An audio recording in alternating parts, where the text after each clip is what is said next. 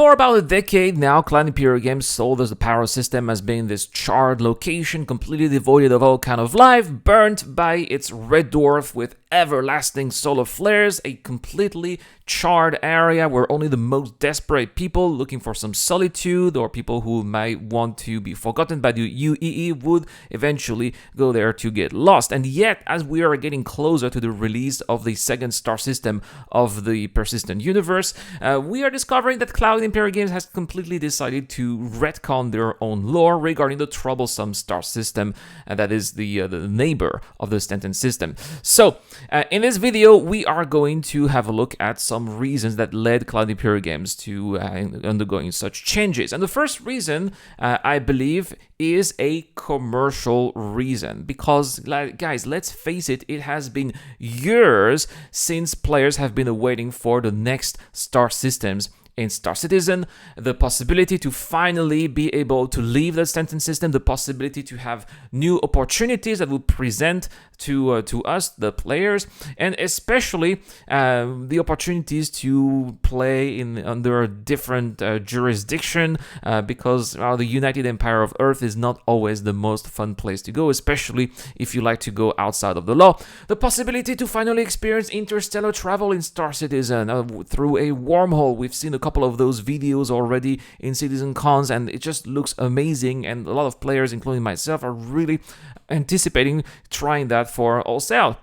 And so, these are gigantic expectations here that we have for the future of Star Citizen, and I think that this is why Cloud Imperial Games just could not give us just a simple star system with some burned planet that would just be that would just not have any interest, right? And I think that the reason for that is because, let's face it, a lot of players or just people who are interested in Star Citizen are not interested in the lore, or they don't know the lore, they have not read the lore of Star Citizen. And so that's why, if, for example, they would have discovered that the power system would just have had a bunch of barren planets with nothing happening there, I think that this would have been quite a letdown for a lot of people.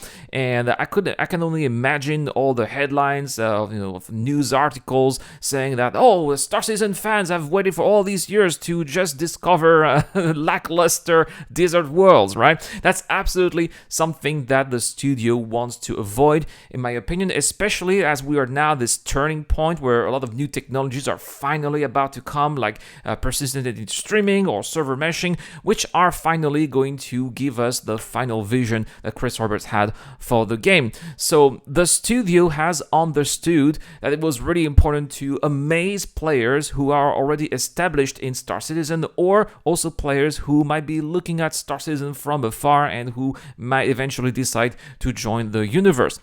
That, I think, was the main choice that motivated, the main reason that motivated this choice for the Pyro system, but not just. I think the second reason here were the delays that resulted in the creation of server meshing and persistent edit streaming, because it's been about 4 to 5 years right now that we've been told about these technologies and how important they are for the project, and it's been about 3 years that since we've been hyped or at least teased about the Pyro system, and it's been at least this amount of years that the developers have worked on this star system here, right next to Stanton system.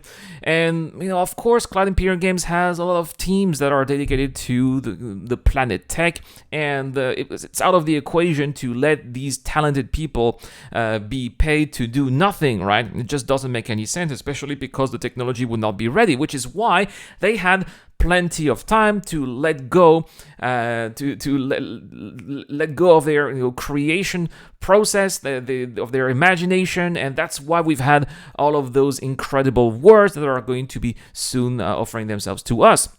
with those variations of flora and those incredible geological formations that we can see, for example, on the third moon of Pyro 5, which is just incredible, right? Look at this rift there, or this huge crater that we have also on Pyro 4, which according to the lore is the reason why this world is drifting towards Pyro 5, by the way. So all of these planet features, just like those that were created for the sentence system, will be used to create even more incredible worlds in the future once Pyro and Nyx, which in my opinion will be the boring star system that most of us were expecting Pyro to be, will be released.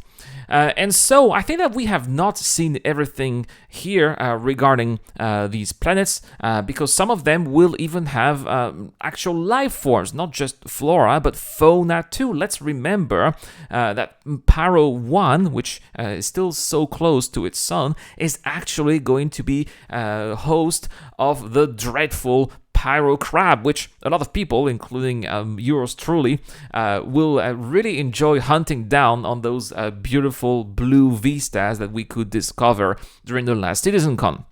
Speaking of gameplay features here, I think that this is the third reason that pushed Cloud Imperial Games to change their plans for the Pyro system. And you see, with the Pyro system, players have been, with the standard system, players have been stuck with the same factions, the same laws for this amount of years, and Cloud Imperial Games here really wanted us to give us a fresh experience in the game, something that has not been offered to us before. The Pyro system is going to be the perfect opportunity for these players who are looking for more freedom, but for more danger as well, because I think that the Pyro system is basically going to be the Wild West in Star Citizen, right? Adventurers looking for strong sensations, right? Or maybe people looking for opportunities, people who are going to be profiting from other people, right? Let's remember that it's going to be a real lawless area in Star Citizen. So the Pyro system is really going to be this place that's going to be feeling fresh, new, and that a lot of people would be going there because they'll be finally be able to do whatever they want without having to be afraid of being arrested or dealing with the clunky law system of the standard system. So that's also why a lot of people are excited about the Pyro system, but at the same time, Cloud Imperial Games need to give them something to do as well, and that's why it's been gamified the way it has. Cloud Imperial Games then saw an opportunity to develop also new types of stations, outposts, which are going to reflect this special environment, the special outlaw environment that the Pyro system is going to be, and that we are going to eventually find in other star systems as well. It will be the perfect occasion here, the perfect opportunity to create new resources, legal or not, to create new missions like the investigation mission or the infiltration mission in a more stressful or even daunting atmosphere that what we've had so far in the sentence system. And it's also going to be the opportunity to show us what the universe in Star Citizen would be if one day the United Empire of Earth would disappear.